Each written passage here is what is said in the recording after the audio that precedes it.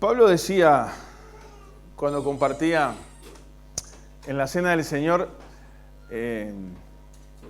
esa expresión, ¿qué estás pensando?, ¿no?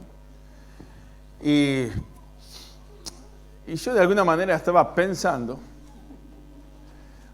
en lo que quiero compartir con ustedes. Tiene que ver con lo que decía Pablo ahí, pero con el peligro que eso trae. Porque él hacía referencia a esa pregunta, ¿qué estás pensando? Entonces ahí eso nos da el pie como si, bueno, arranco. Y antes de arrancar voy a hacer un paréntesis. Quiero dar la bienvenida a Mabel y a Mirta, que creo que vinieron por primera vez y después desde que empezamos. Está bueno porque los hermanos grandes ya empiezan a dar un pasito más, que viene el tiempo más lindo y seguro que vendrá otros más que todavía están por ahí medio quietos, ya van a aparecer también. El otro día en la obra acá aparecieron Don Rubén y Berta, y fue lindo estar con Don Rubén un rato ahí, así que le mandamos saludos, porque está escuchando también. Y eso es bueno, de a poquito ir viendo volver a estar todos juntos. Y esperemos que pronto podamos estar todos juntos realmente. No sé si hay alguien más que está nuevo por primera vez o que ha vuelto. No, creo que más o menos lo demás la venimos piloteando bastante bien, por decirlo de alguna manera. Pero estaba pensando en esto, la posibilidad que tenemos de manifestarnos de muchas maneras, de hablar, de contar lo que estamos pensando, de tirar nuestra opinión. Y hoy con las redes sociales, hoy es increíble, ¿no? Porque cada uno que tenga una red social hoy en día tiene lo que hace capaz que 20 años atrás o 30 años atrás era costoso pagar un reclame en la radio para poder llegar a esas personas. Y es tremendo, ¿no? Porque hoy uno puede mandar en una red social un mensaje que llega a miles de personas. Y si uno hace algo medio tonto, se viraliza. Y eso llega a millones de personas. Ahora, yo quiero hablar en esta tarde de algo que nos enseña la Biblia, que es justamente al revés de todo esto. Y que sin duda, cuando pensamos en esto de al revés de todo esto, repercute directamente en nuestras relaciones interpersonales. El hablar, el expresarse, el decir lo que pienso, ¿eso repercute en nuestras relaciones interpersonales, sí o no? Sí, totalmente. En las más lejanas y en las más cercanas, repercute. Y yo quiero pensar en lo contrario, porque también repercute. Y la pregunta que me hago es, ¿cuál es realmente de las dos opciones la que más me ayuda a acercarme a una victoria espiritualmente hablando? Si es hablar demasiado y expresar mi pensamiento, o es callarme delante de Dios. A veces parece que callarse o no expresarse o no decir lo que pensamos es como una señal de debilidad. Pero en realidad muchas veces el saber callar a tiempo es una señal de saber hablar también a tiempo. Y hay algunas expresiones en la Biblia que nos hace pensar en esto. Vamos ahí a Josué capítulo 6, versículo 10.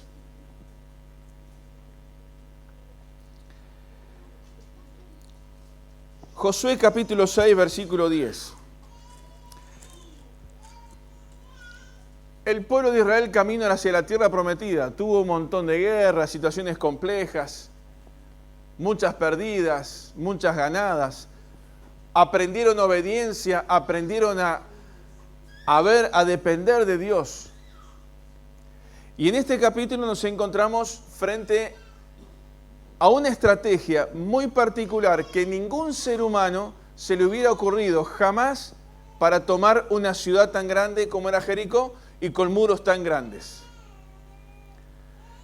No era tirar flechas o tirar lanzas o romper las puertas para entrar o tratar de prender fuego el muro o tratar de hacer un montón de cosas. ¿Se acuerdan cuál era la estrategia? Era todos los días ¿qué? Rodear la ciudad. ¿Cómo? ¿En qué? En silencio. Qué estrategia, ¿no? Todos los días. Y el último día, ¿qué tenía que hacer? ¿Se acuerdan? Otra vez, pero varias veces, ¿no? El mismo día. Y el versículo 10 del capítulo 6. Y Josué mandó al pueblo diciendo: vosotros no gritaréis, ni se oirá vuestra voz, ni saldrá palabra de vuestra boca hasta el día que yo os diga. Gritad, entonces ¿qué? Gritaréis. Esa era la estrategia. Hasta el día, hasta el momento en que yo les diga, todos ustedes tienen que estar en silencio. Hasta el momento que yo les diga, tienen que estar haciendo simplemente caminando, rodeando la ciudad. Nada más que eso. Y Josué marca ese, guiado por Dios, enseñando al pueblo lo que tenía que hacer. Guarden silencio. ¿Se imaginan las burlas que habrá escuchado el pueblo de Israel? Cuando los del muro los veía aquí, y rodeaban y caminaban en el desierto, no estamos caminando por una avenida con muchos árboles, con sombra, con un lugar cómodo para caminar. Había que caminar ahí en esa arena caliente, en ese desierto, con el sol. Silencio. Pero la orden de Dios, ¿cuál era? Hagan silencio.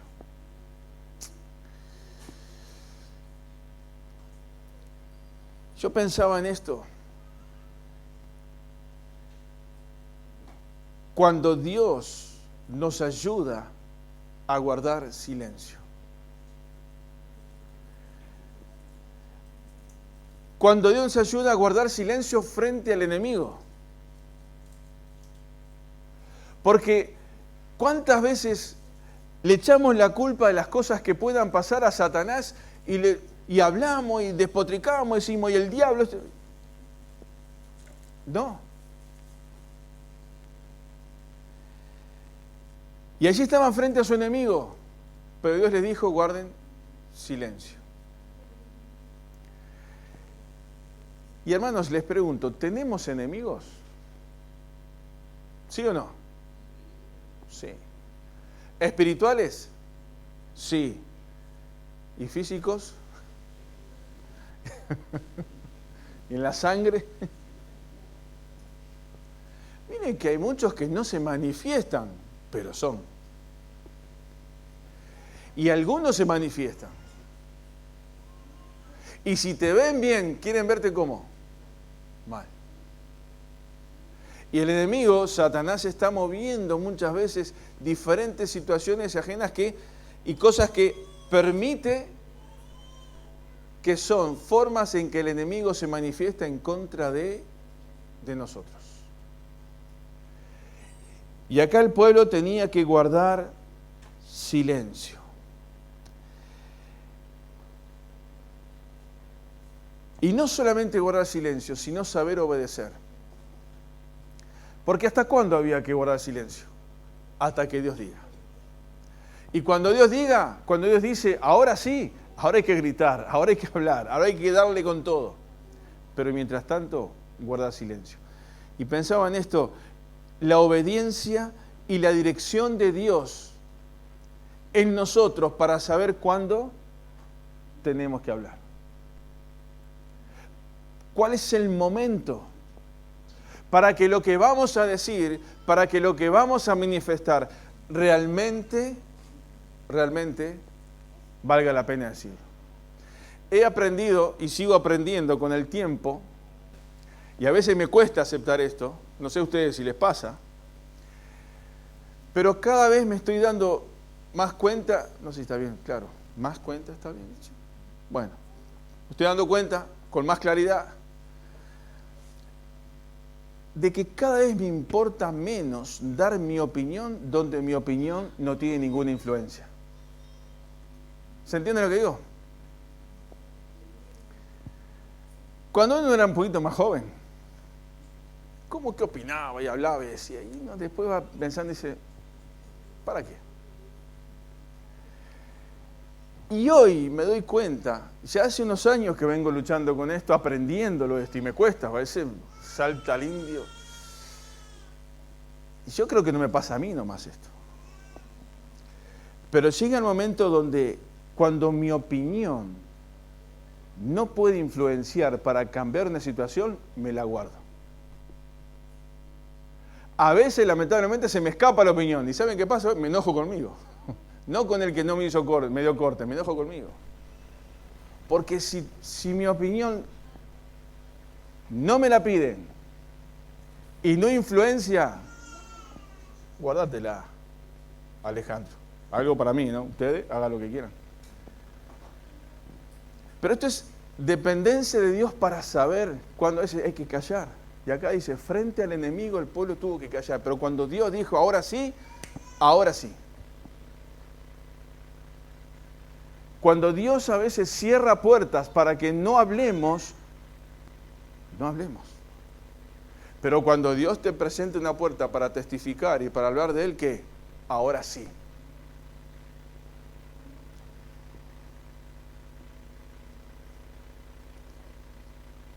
Muchas veces el silencio puede ser una buena estrategia para vencer al enemigo.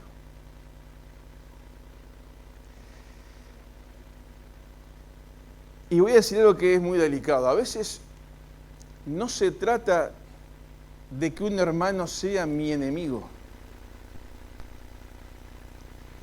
pero a veces una situación puede volvernos a actuar como enemigos, aunque no seamos. ¿Se entiende esto? No somos enemigos. Somos hermanos en Cristo. Pero puede pasar alguna situación que si no la manejamos correctamente, nos puede llevar a actuar como que fuéramos enemigos. Y eso pues tiene una consecuencia en mi vida personal, en la del hermano y también en quienes nos rodean. Entonces, no somos enemigos, pero podemos actuar como que fuéramos. Y el enemigo es muy astuto y conoce nuestra debilidad y conoce nuestra personalidad y nos hace entrar, decimos a veces, como por un tubo, ¿no? Y no nos damos cuenta. Eclesiastés capítulo 3.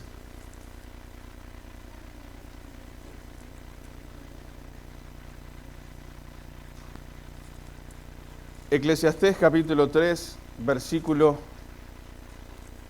7. Capítulo de los tiempos, de los momentos.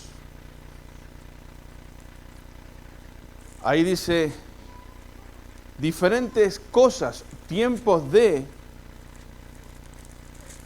versículo 7, podemos leer el 6, podemos leer el 5, podemos leer el 4, todos hablan tiempo de, y la isla es muy larga, pero el versículo 7 dice tiempo de romper, tiempo de coser, tiempo de arreglar, tiempo de callar y tiempo de alabar. Perdón, de hablar. Gracias. Y tiempo de hablar. Momentos cuando hay que callarse y no decir nada. Piensen por un instante, a ver, ¿se acuerdan de algún momento que estuvieron en alguna situación y no sabían qué decir? Pero a veces sentimos que hay que decir algo. Y cuando decimos algo, generalmente, ¿qué pasa? La embarramos. Hay momentos en que no hay que decir nada. Y si no sentimos y sentimos que no hay que decir nada, hermanos, que no digamos nada. Yo lo conté una vez esto. Con un hermano que me dijo, y yo no fui a saludarle en el velorio de su mamá porque no sabía qué decir. Y justamente, no hay que decir nada. Hay que estar. Y muchas veces no hay que decir nada, simplemente hay que estar. Y que el hermano o mi hermana en una situación compleja pueda sentir que yo estoy ahí para apoyar, para animarlo, que cuenta conmigo para lo que precise. Pero la verdad, no sé qué decir. Y vienen un montón de preguntas y situaciones muy complejas, en situaciones muy tristes. Y uno se pregunta, ¿y qué decimos? Y mejor que no decir nada. Por eso el predicador acá dice, tiempo de callar y tiempo de hablar. Esto nos ayuda en nuestras relaciones interpersonales. Otra situación más en el pueblo de Israel en el libro de Amós, donde en el capítulo 5 hay un llamado al arrepentimiento, donde Dios está llamando a su pueblo y dándole otra oportunidad. Y no sé si la canción de Marcos Vidal estará basada en un versículo que está ahí en el capítulo 5 de Amós. Versículo 4, que dice, pero así dice Jehová a la casa de Israel, buscadme y viviréis. Saben que hay una canción de Marcos Vidal que se llama así, ¿no? Buscadme y viviréis. A lo mejor está basada acá. Es posible. Pero hay un llamado de Dios al pueblo a un arrepentimiento, a buscar a Dios. Después hay versículos muy importantes en este capítulo. Versículo 6 dice, buscad a Jehová y vivid. Amós capítulo 5, versículo 6. Buscad a Jehová y vivid. No sea que acometa como fuego la casa de José y la consuma, sin haber en Betel quien lo apague. Buscad a Jehová y vivid. Ahora, el versículo 12 dice, porque yo sé de vuestras rebeliones, de tus muchas rebeliones, y de vuestros grandes pecados. Sé que afligís al justo y recibís cohecho, y en los tribunales hacéis perder su causa a los pobres. Por tanto, el prudente en tal tiempo calla, porque el tiempo es malo. Amós acá en estos versículos está describiendo la sociedad nuestra.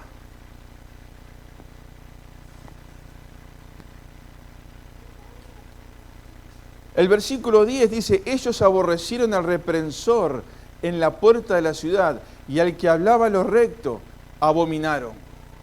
Aquel que reprendía, aquel que hablaba lo recto, aquel que enseñaba, lo dejaron de lado.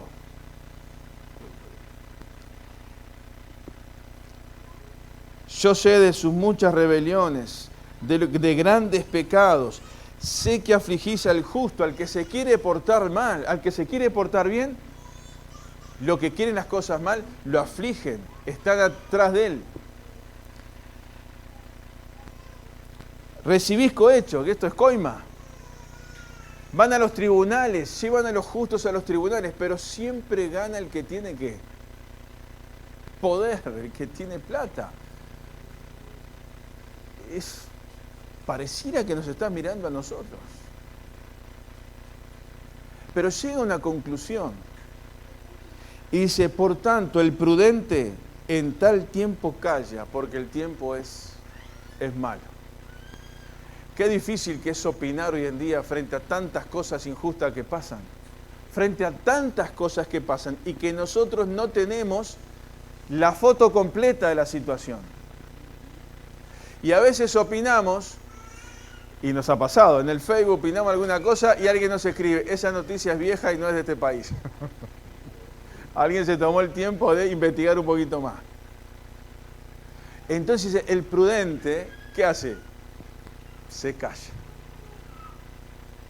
No opina. No queda pegado. Y hermanos, el saber callar a tiempo, el guardar silencio, nos evita muchas veces quedar pegado, permítanme esta expresión, o quedar en ridículo por decir u opinar algo que no es verdad. A veces pienso, las autoridades deberían sacar una ley que condene a aquellas personas que se dedican a repetir mentiras, a inventar mentiras y decir cosas que no son reales. Y aquellos que la reproducen como que fueran así nomás, sin importar que se está enchastrando a otros. Pero también eso puede pasar en la más íntima de la iglesia. Sentimos un comentario de alguien o de alguna cosa que no estamos muy seguros y ¿qué hacemos? Lo replicamos. Esto no es un invento de las redes sociales de ahora, esto es una cosa que viene históricamente. Tenemos que tener cuidado en esto. Por eso, el prudente, cuando se da cuenta y percibe que lo que está pasando, lo que está fuera, el tiempo es malo, en vez de decir la expresión que usaba Pablo hoy, opinólogos, Pablo López, ¿no? No digo el apóstol Pablo, no, Pablo López. Y a veces de ser tan opinólogos nos equivocamos tan feo. Y es más prudente callar. Es más prudente no escribir. Es más prudente tratar de escribir aquellas cosas que puedan ser de bendición para otros. Y sobre todo que tenemos el privilegio de tener las redes sociales que siga mucha gente compartir el Evangelio.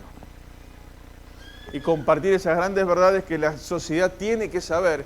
Y tenemos el privilegio y la posibilidad de que mucha gente lo lea.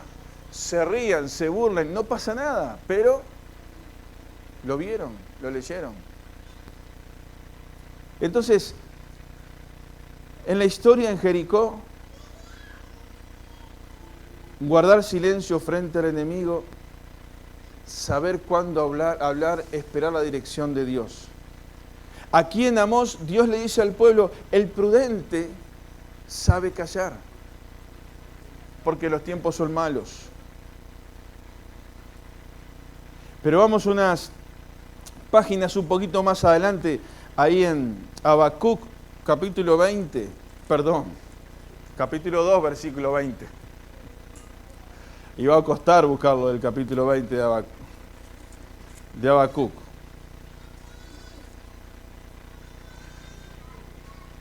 Habacuc capítulo 2, versículo 20, dice, mas Jehová está en su santo templo. ¿Se acuerdan cómo termina esta frase tan conocida, creo, por muchos? Calle delante de él toda la tierra. Y este versículo, este pasaje, nos posiciona a cada uno de nosotros para que seamos conscientes delante de quién estamos. Y que Dios sigue sentado en el trono. Y aunque pase lo que pase, Dios sigue teniendo el control de todas las cosas.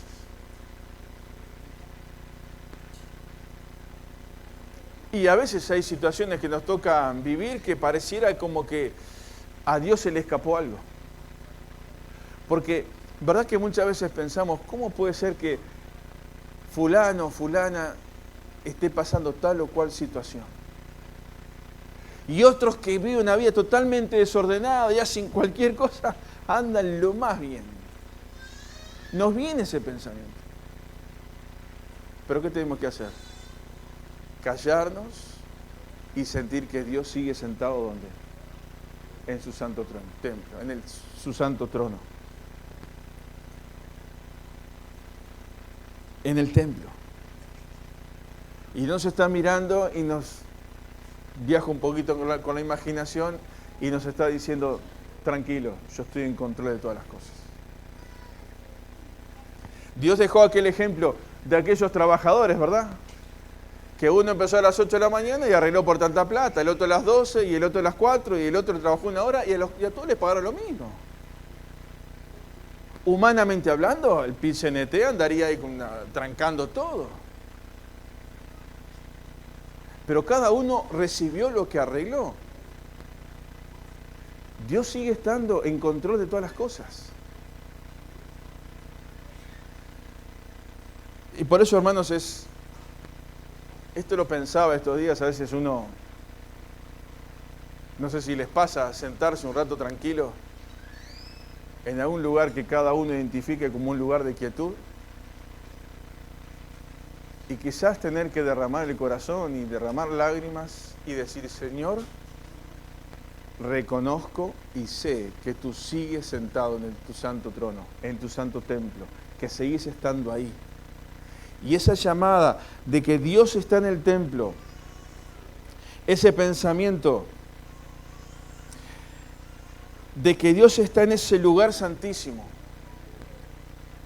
también nos llama a nosotros, nos interpela a que cuando nosotros nos presentemos delante de Dios, no nos presentamos de cualquier manera y en cualquier lugar, sino que en un lugar que es santo.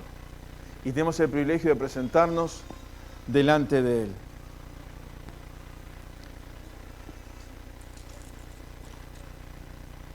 Creo que todos conocemos la historia de Habacuc. ¿Y en qué momento Habacuc dice estas cosas? En un momento de quejas, en un momento de preocupación, en un momento de preguntas. Pero siempre hablamos de cómo termina este libro de Habacuc en el capítulo 3 con una canción. Pero cuando reconoce y entiende y puede tener una canción en su corazón que trae paz, que trae alabanza, que trae adoración, ¿cuándo? Cuando se calla y dice, Dios sigue estando en su santo templo.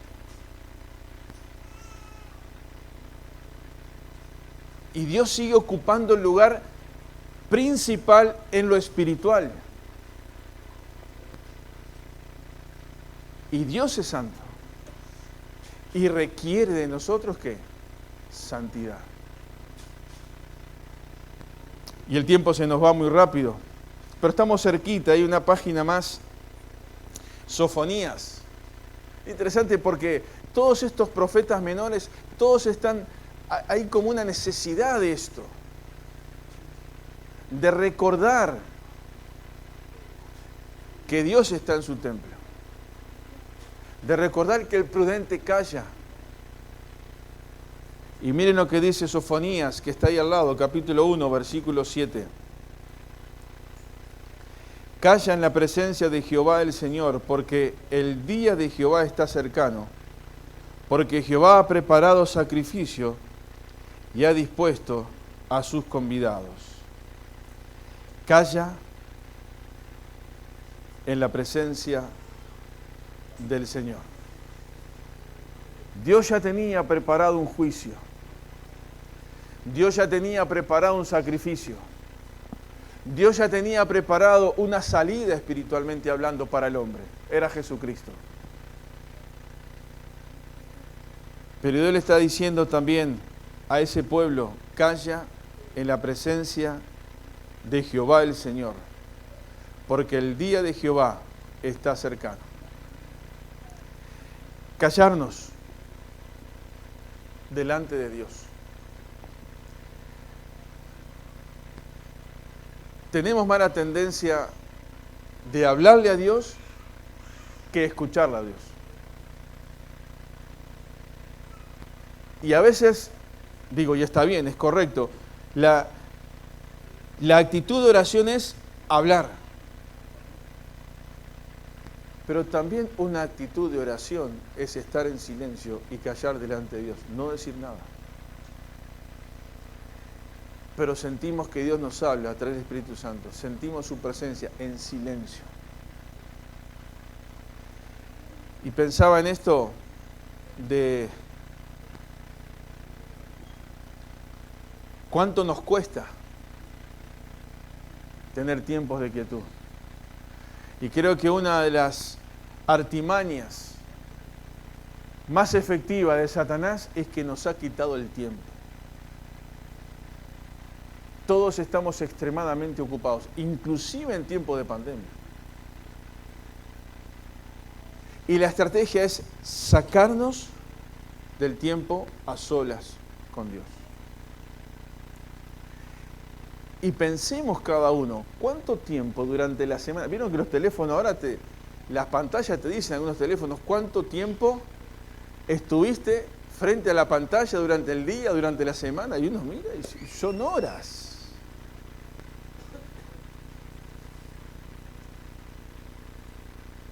¿Cuánto tiempo?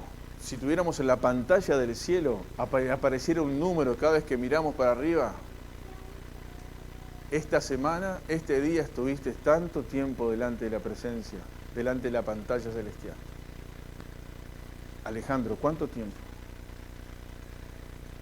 Y el enemigo nos debilita quitándonos el tiempo de estar cerca con el Señor.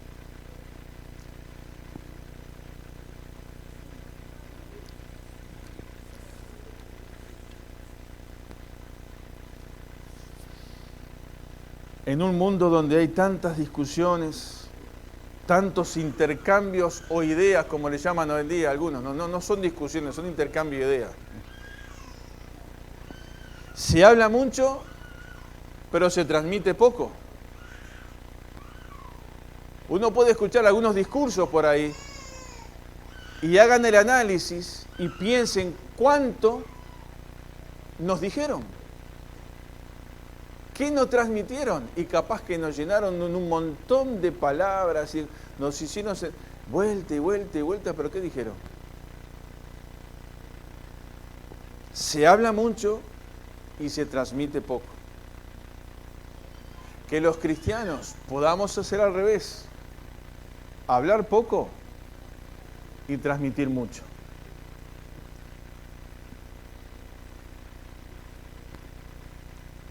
Salmo 37, 7.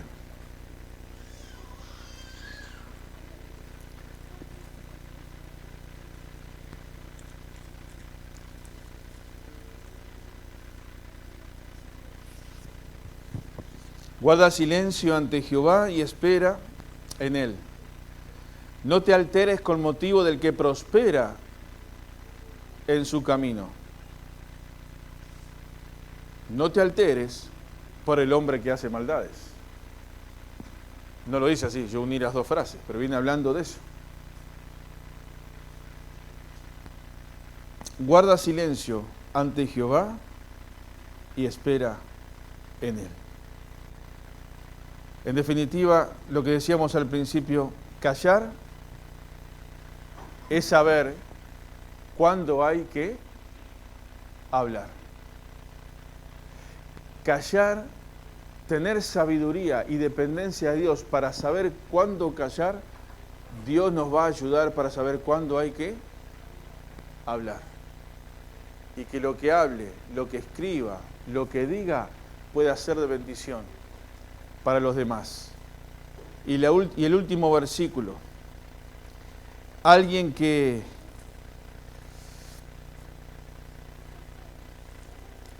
cayó, que hizo silencio en un momento muy especial. Y quiero que me acompañen, si quieren leer, abrir así el versículo 7 del capítulo 53 de Isaías. Isaías 53, 7. Dice, angustiado él y afligido, no abrió su boca. Como cordero fue llevado al matadero, y como oveja delante de sus trasquiladores, enmudeció y no abrió su boca. Había que cerrar la boca en ese momento, ¿no? Había que mantenerse en silencio. Los malhechores, los ladrones que estaban en las otras dos, las cruces que estaban al lado del Señor, ellos hablaron. Y queda registrado Y quizás habrán dicho otras cosas. ¿Quién sabe cuando clavaban los clavos en sus muñecas, cuando lo herían, qué cosas dirían? ¿Qué cosa diría yo si estuviera en ese lugar? Y sabe, a mí me conmueve cuando veo historias de hermanos, y ahí en internet hay buenas películas de esto, biografías de John Hughes y otros hermanos reformadores y otros hermanos que fueron perseguidos, que fueron prendidos fuegos en la hoguera y los llevaron a la horca y estaban ahí. Y en ese momento, ¿qué salía de su boca? Alababan a Dios, oraban y testificaban de su nombre. Y a veces nosotros, por cosas tan sencillas que no tienen comparación con eso, ¿qué se nos escapa en esa situación? El Señor mismo me dio esta gran lección. En el momento más injusto, en el momento de mayor dolor, en el momento en que Él estaba cargando todo nuestro pecado y la separación de Él con el Padre por culpa mía, en ese momento que podría decir quién sabe cuántas cosas para defenderse, ¿qué hizo? Cayó, cerró su boca. Y si el Señor mismo me da este ejemplo, ¿cuánto más cada uno de nosotros? Que a veces nos creemos con el derecho de reclamar. Y el Señor sí tenía derecho para reclamar. Pero el Señor supo en ese momento cerrar su boca. Simplemente un paréntesis cortito. No estoy diciendo con esto de que no tengamos que defender una causa justa. El tema es hablar cuando hay que hablar y callar cuando hay que callar. Porque a veces, por más que tengamos la verdad y la razón dicha fuera del lugar y con el tono que no corresponde, ¿qué hace? Pierde fuerza esa verdad. Pero en esta noche el desafío es aprender a depender y a poder callarnos delante del Señor. Y si Dios nos pide esto, no solamente nos pide porque es Dios y sabe que es lo mejor para nosotros, sino que también nos da el ejemplo con lo que pasó en la cruz. No solamente de palabras, como a veces podemos decir, sí, a veces decimos, es muy fácil decirlo, pero hay que vivirlo. Es muy fácil que nuestra fe ande bien en popa y bien aferrado de Dios cuando no tengo ningún problema. Pero las pruebas y las aflicciones son necesarias para poner a prueba tu fe y mi fe. Y qué triste que es a veces cuando hay creyentes que cuando son probados se enojan con Dios y se alejan. Y en definitiva terminan pasando esa circunstancia triste fuera, solos, sin que Dios les pueda ayudar a atravesar por esa prueba o por ese momento. Hermano, no te sorprendas, dice la Biblia, ¿no? Cuando vengan tiempos de aflicción, tiempos de prueba, tienen que venir para probar tu fe, para ver si realmente eres un hijo de Dios o no lo eres. A ver si es solamente palabras o realmente hay experiencia. Porque en definitiva, llegará el día donde todo esto va a terminar y todos vamos a estar en la presencia de Dios. Y cuando estemos delante de Él, que podamos sentir la aprobación de Dios, como diciéndonos, en el momento que pasaste por la prueba, tu fe fue probada como el oro, dice como que es probada por el fuego, como dice 1 Pedro. Aunque el oro es perecedero, igual se prueba y sale toda la porquería del oro, todo lo que no sirve. Y cuando Dios nos prueba, sale de nosotros aquellas cosas que no sirven y se fortalece tu fe y mi fe. Por eso, hermanos, nunca ores diciendo, Señor, que no pase por pruebas, sino que tu oración sea, Señor, cuando me toque pasar por una prueba, que mi fe esté firme, Y que no sea un infantil, inmaduro espiritualmente, de quejarme por cualquier cosa y enojarme con cualquiera. Eso es inmadurez espiritual. Va a venir pruebas, van a haber aflicciones, pero si soy espiritual me voy a aferrar del Señor. Y Dios me va a dar la capacidad de poder mirar por encima de esa prueba y saber que al final un día estaremos todos juntos en su presencia. Y que hoy puedo sentirme bendecido por caminar por este mundo acompañado con hermanos y hermanas que vamos hacia el mismo lugar. Y que nos ayudamos unos a otros a caminar. Y que oramos unos por otros para fortalecernos y animarnos. Y cuando alguien está caído, levantarlo. Hermanos, dediquémonos más a levantar a los hermanos, a ayudarlos a caminar, porque vamos todos juntos hacia el mismo lugar, donde el Señor ha preparado el lugar para nosotros y estaremos con Él por toda la eternidad. Hermanos, que el Señor nos ayude para saber cuándo tenemos que callar. Que el Señor nos ayude para saber cuándo tenemos que hablar. Y que el Señor nos ayude a que cuando nuestra fe sea probada, puesta a prueba, realmente soporte la prueba, pueda madurar, pueda crecer y decir: Señor, gracias, porque tengo una familia muy grande que es la iglesia y que vamos juntos caminando hacia el mismo lugar y tenemos que ayudarnos. Es tu responsabilidad y es mi responsabilidad que ningún hermano quede tirado en el piso y que los demás avancemos, pero él quede allí, sino que lo podamos levantar. Y no hay juicios. Esas son cosas de Dios, pero Dios te da el privilegio de poder ayudarlo para caminar juntos e ir hasta el lugar donde estaremos con Él por toda la eternidad. Que el Señor nos bendiga. Amén.